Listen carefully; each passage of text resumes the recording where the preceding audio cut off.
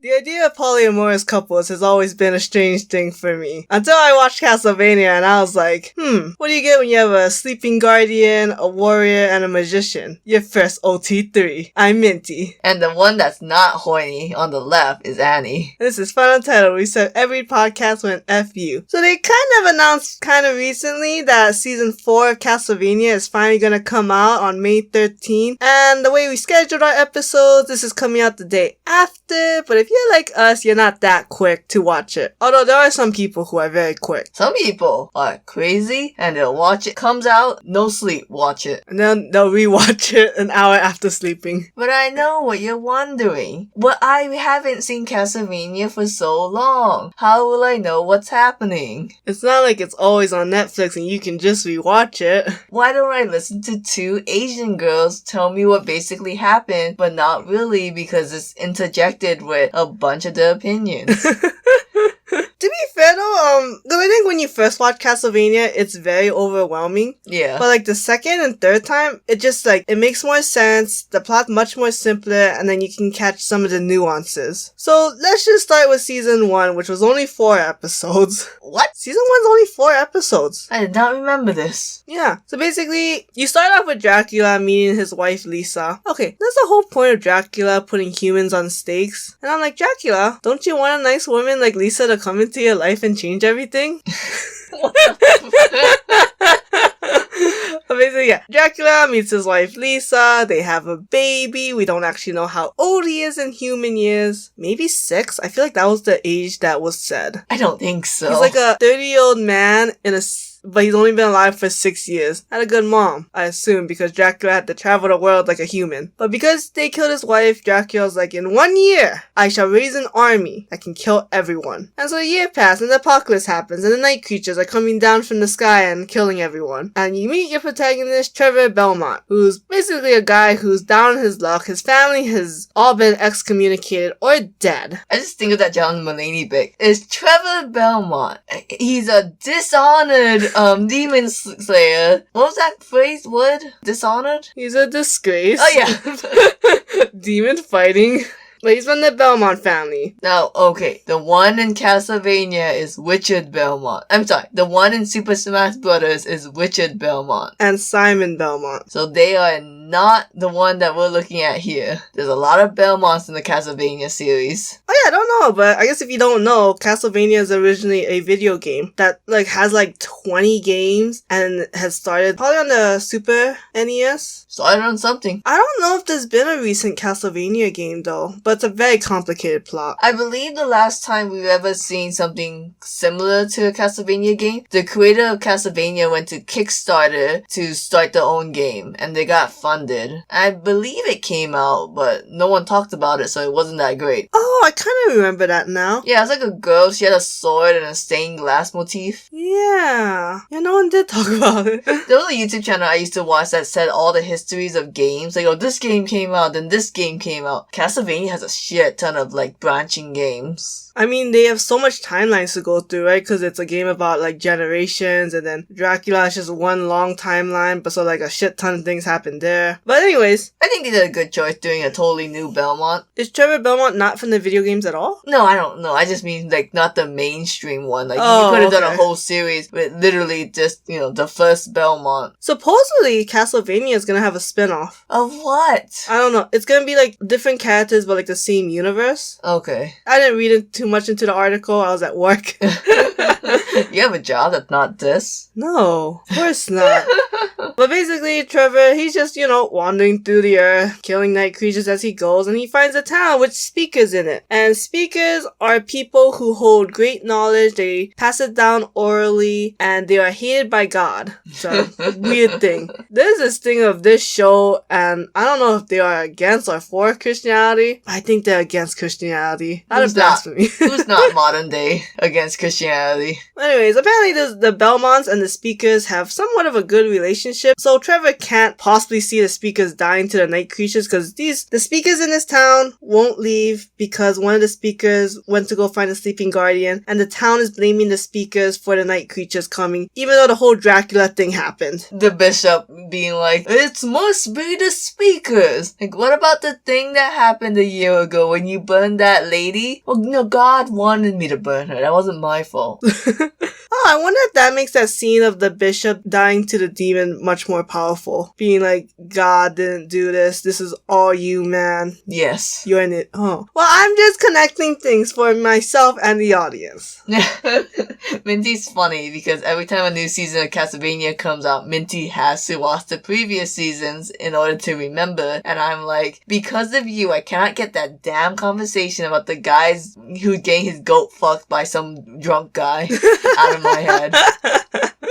So in order to get the speakers to leave, Trevor goes find the missing speaker, which is Sypha, who is a magician who has the power of fire and ice. I think she's important in the game. Who knows? They help the town fight against the night creatures because they're like the priesthood and the monks are evil. That's your favorite scene, right? When Trevor's like, go get all the salt. I'm gonna, strategically tell you how to fight these monsters. It's a fantastic scene. And then I like seeing that boy with a whip, by the way. Oh yeah, for sure. He gets a cooler whip in season 2, but I appreciate it nonetheless. There's a good scene in season 1 though. We'll get there in a little bit. And then Trevor and Sypha, I forget what happened, but they run off and they end up finding the sleeping guardian's chambers, which ends up being Alucard. Which Dracula's spelled backwards. It's Dracula. Yeah. Yeah. Dracula's son. I think when the show said it, I was like, no way! And you was like, yeah, everyone knows this, come on. And I remember that specifically because I was like, no one knows this. And I think later on we saw the Hellsing Abridged episode where they revealed that Alucard backward was Dracula. And I was like, oh, everyone did know this.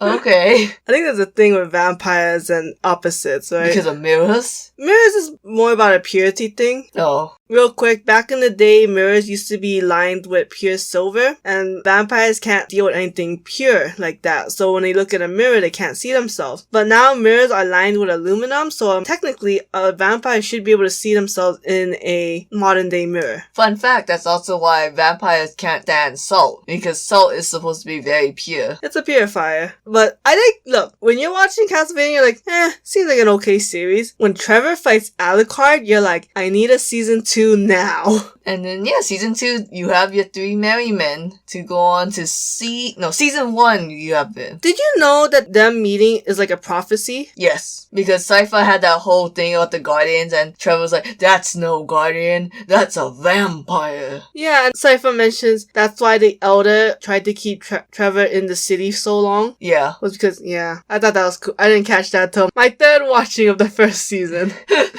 So the 2nd season, the 3 merry humans are now off to fight Dracula. Well, humans. Half human? The 3 mostly human group. And basically season 2 is basically split off into 2 plots that come together at the end. There's the human part, and then there's the mostly human part and the mostly vampire part. So the mostly human part we'll call them Team Humanity. Team Humanity needs to somehow find Dracula. And they decide that they're gonna go to the Belmont Estate. I don't know, Annie's very picky on these words. It's what the terms they use in the anime. It's not an anime.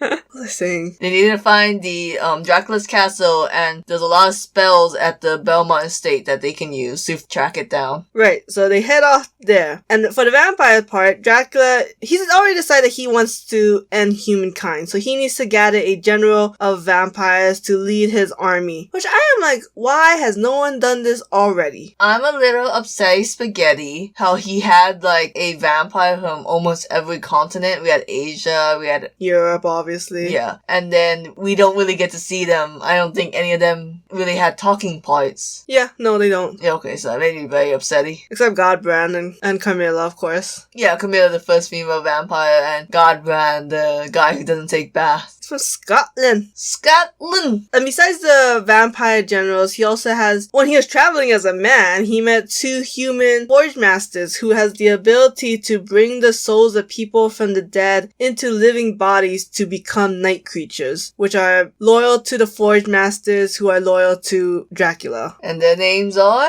Oh, sorry, Hector and Isaac. They're not my necessarily favorite characters, but Annie likes Hector. Okay, I like Hector, but okay, it's weird because Hector's usually my type of guy, but Trevor and Alucard are people I don't usually go for, but they're so much harder than Hector. I think because they don't bitch as much as Hector. Hector's got a hard life, though. Got a hard knock life for us. You usually don't like men with long hair, but this show is almost exclusively all men with long hair or bald. It's okay, Trevor got me. If anyone got me, I know it's Trevor. So yeah, you get to see Hector and Isaac, like how they was betrayed by humans, so they don't give a shit if they're gonna like wipe them out. Because Isaac used to be like a little bitch boy for a white man that he loved, but then the white man was like, I'm gonna whip you, and Isaac was like, okay, I'm gonna gouge your eyes out. What accent does Isaac have? I have no idea. So Isaac is totally okay with Dracula killing everyone. Hector wants like a zoo for humans, right? Hector wanted like a farm of humans for the vampires, and he would just live off in like his own little cottage. So Carmilla was like, I can take advantage of this. And she's just like, why don't you work for me, and I am gonna help this old man who's gone crazy kind of go the route you want to go, and not just a totally insane genocide route. Yes, Camilla. Girl boss him. But basically, Carmilla convinces Hector to have Dracula take his castle, which can transport to random places, to, I forget what the city is called, it starts with a B, but basically... Las Vegas. Las Vegas. So that way, her army, because she like kills off a lot of his soldiers, and she wants her soldiers to come and take over the castle. But then at that moment, that's when the Humanity team figured out a way to bring the castle right on top of the Belmont estate and ruin the system that allows it to travel. So now Humanity team, oh, and Carmilla and Hector's not in the castle because they were with her army to try to get into the castle. Didn't work too well. So Humanity team has entered the castle and they are fighting the shit out of the generals. And it's the coolest fight scene ever. Is that your favorite fight scene? Yeah, I would say. I like the season 3, but nothing can beat the way that Sypha, she had that little ice wall that went up and sliced one of the vampires in half. That is true. And then I really like Trevor Belmont with his exploding whip. For season 2, my favorite one is actually when within the Belmont estate, within the library, Trevor has to fight, the night creatures that was sent by Carmilla. Because Carmilla's like, clearly the Humanity team went back to the Belmont estate if they have a Belmont with them. So I should send some fucking night creatures over to kill them. Yeah, that was really cool. I remember this one part where Trevor kind of breaks the wooden post or something. Oh, he had a stick, he broke it in half and used that as weapons. Yeah, because that weapon belonged to a night creature. Okay. So, Humanity team has entered the castle, and Isaac is like, Camilla's betrayed us, Humanity team is here, we're at a weird location, I'm gonna do whatever it takes to help you. And Drax is like, cool, but I'm gonna save your life and send you far away from here. I think he's like, even to like a different continent. My problem with Castlevania was that Dracula was a little bit too mope for me, but I guess that's the whole depression. And when you first watch this, it's like, I don't give a shit. I don't give a shit about Dracula's team. I want to go back to the 3. I want to go back to my OT3. And the show's like, nah, we have things planned. Yes, they do. And it's nice because not only is he mopey, but a lot of the other characters are saying, Dracula's gone mad. These plans don't make sense. And it just like kind of builds up to that final moment, right? Yeah. So, with the generals all dead, Team Humanity versus Dracula, this fight scene was okay. I did not care for it. I don't get why it was all Alucard. Why didn't we have Trevor do anything? I don't know, but it was pretty one-sided fight, even, Yeah. Until it gets to that pivotal moment of he realized that his mom was the same name as his mom. Shut up! That was the equivalent. That would be gross if that was true. I'm just saying. But no, I mean, him realizing I'm killing my boy. And I know everyone makes fun of that scene, but it's like a very important scene, I think. No, it's an important scene. It's just very meme, I mean, this is basically where Dracula realizes, oh, I don't think I'm actually doing what I want to do, which was to make her happy. It really was the world's longest suicide. Yeah. There's some really good quips in Castlevania. Oh, yeah. this is from season 3. I really like that scene where it's like, where did it all go wrong, Trevor? Well, Cypher, for a while, we had some wins because we were living in your world. Now we're living in mine. Yeah, that's a great way to end season 3. But they kill Dracula. And at this point, for some godly reason, Trevor and Cypher gets to go off and travel, and Alucard is just stuck in the castle to guard Dracula's castle and the Belmont estate, which is both now his. Very sad on Alucard's part, but it's okay. It gets sadder in season 3. So now we're into season 3, which basically is, I wouldn't say the climax, but you get to see the workup of season 2. I feel like it's just the acquisition for season 4. For sure. Yeah. Of course. Season 4 is the last season. It's the one that's where everything gets to come together. But there's 4 separate timelines in season 3. So let's just go from least important, or I guess least action to most action. Which I would say the first one would then be Alucard's. Alucard's basically going crazy out of loneliness, and he, by circumstance, meets Sumi and Taka, who are these, like, vampire hostage turned to vampire hunters from Japan. And he's like, I have friends now, a boy and a girl. Didn't he, like, go crazy and make dolls of Trevor and Cypher? Yes, after 1 month of loneliness. Okay.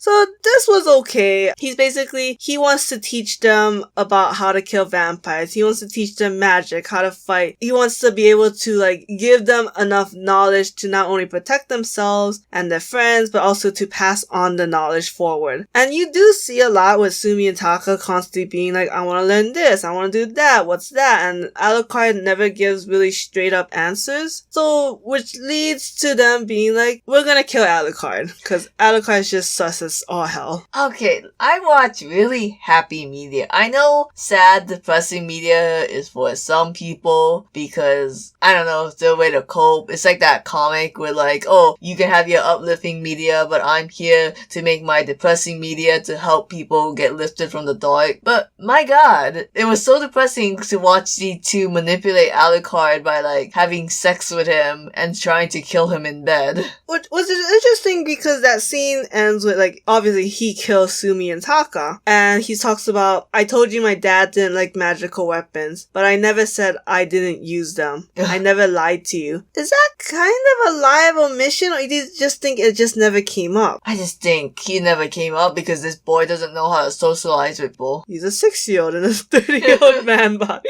Yeah, I guess that could be true. That's that one. I'm sure it's gonna build up to like... It's just season 4 shit. You know, it's kind of a parallelism to Isaac's plot, which I guess we'll go into that one next. Because Isaac, like I said, he's been transported to a different continent, and now he wants to go and find the people who betrayed Dracula, which is Camilla and Hector. I mean, am I wrong for thinking Hector and Isaac could have been a nice ship? Depending on what season 4 gives us, because at this point it seems like Isaac wants to kill Hector. Yeah. And you have to be honest, they never liked each other in season 2. I thought you was gonna say, to be fair, Hector wants it.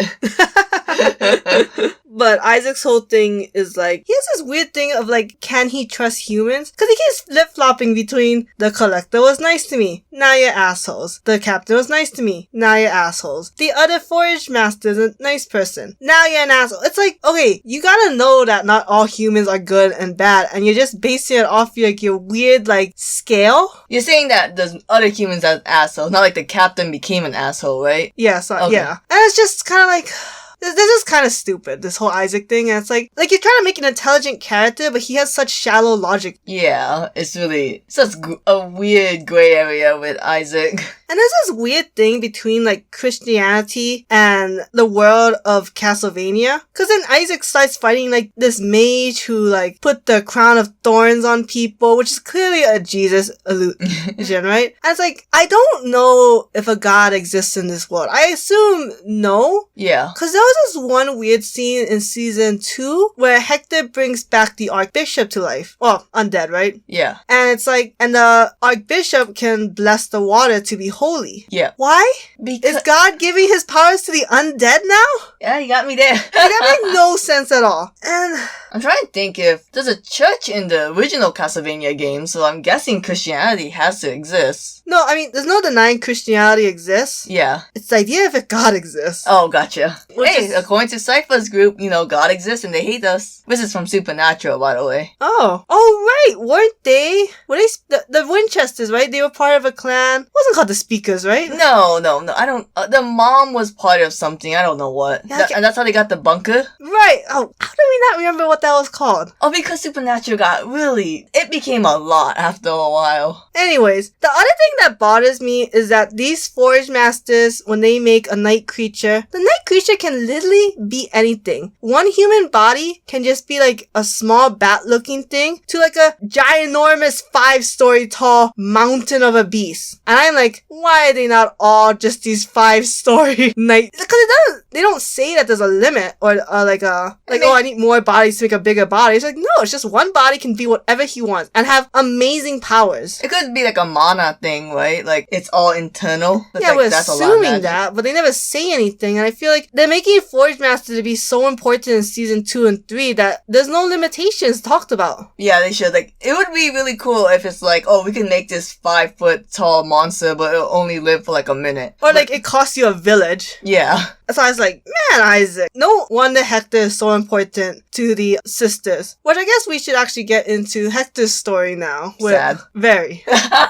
With Carmilla, Lenora, Striga, and Miranda. So the basic gist is that Carmilla wants to create an army of night creatures, kind of to do what she thinks Dracula should have done. Which is basically she and her 4 sisters want to take over a huge span of land and turn the humans into cattle so that they can have a forever amount of feeding. Yes. And then they're playing with the balance of like, you need night creatures, but you also need humans. You need Hector, but you beat the shit out of him. What the fuck were you thinking, Carmilla? And Carmilla's just like, I was pissed off. I didn't want to deal with him. One of the saddest scenes when like she's beating Hector and then she goes in to beat him again and Hector cowers and she's like, yeah, that's what I wanted. Okay, it's so fucked up. I mean, you're watching this season and it's like, you can see how Lenora is like manipulating him, trying to get him onto his side, and like, she's calling it diplomacy, but it's really just straight up manipulation. Like, it's interesting how all the storylines in season 4, you're either going down like, let's say like, your Hector's past where your life is spiraling, or your Isaac's past where like you're going more and more into the darkness. Oh, interesting. Is Alucard spiraling or going to darkness? I think he's more spiraling, but I could kind of see both. Yeah.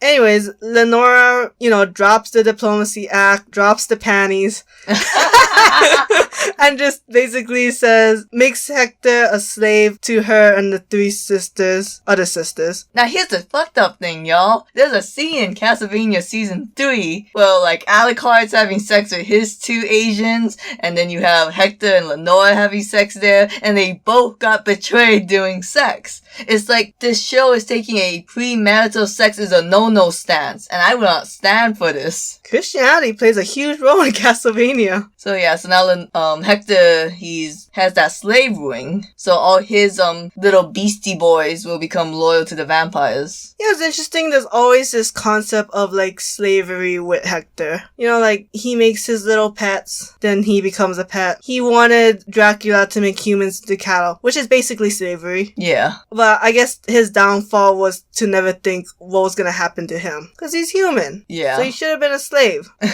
Technically, right? In the but he thought he was just gonna be fine, and it bit him in the ass. Then we get to the Trevor and Cypher story, which I think really played no role, but these are the 2 protagonists, so it's not like you couldn't give them a story. It's hard because Saint Joanne, is that his name? I don't know if it's Geraint or Maine. Well, the guy who's clearly a time traveler, we'll just call him Saint. He was an important character to the game. So even though he had no part of the main plot, he was actually, branching out, I guess. I mean, is his presence... I didn't feel like it expanded the world of Castlevania. Maybe... Just made it 10 times as confusing. Right. Or if it's just a nod to the game, it really didn't make sense to like people like us who've only seen this animated series. Like, I've barely even seen the original Castlevania game. Yeah, this is the first time I watched a franchise and they put like Easter eggs for the fans and I couldn't catch the Easter eggs because I didn't know it. Like, I know other series do that. I can't think of one top of my head where like, oh, if you know like the manga, you'll definitely get what's happening in the anime right now. So before I was like, yeah, that's nice to have, but now I'm like, no, fuck it. Now I feel like I'm missing something. Yeah, and it made no sense, and it doesn't feel like it's ever gonna be expanded on, because the basic plot is that, so Cypher and Trevor go to this town randomly, and it has its own little cult inside of it that was supposed to be Christianity, but they went to the dark side, and then they meet a saint, which is weird to call him.